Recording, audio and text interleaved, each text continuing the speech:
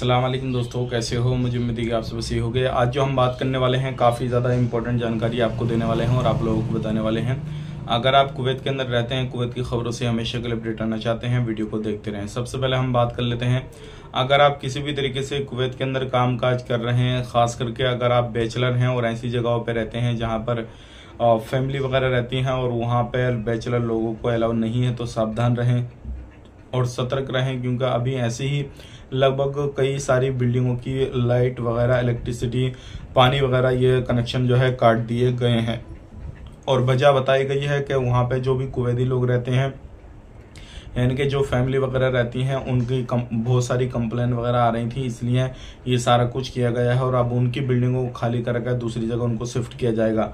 तो अगर आप इस तरीके से कहीं पे भी रहते हैं कोई भी बिल्डिंग में, तो सावधान रहें, सतर्क रहें, क्योंकि बहुत सारे मसले इस तरीके के सामने आ रहे हैं। बात कर लेते हैं यहाँ पे अगली खबर की तरफ। जो अगली खबर आ रही है निकल के, ये भी काफ़ी ज़्यादा इंपॉर्टेंट है।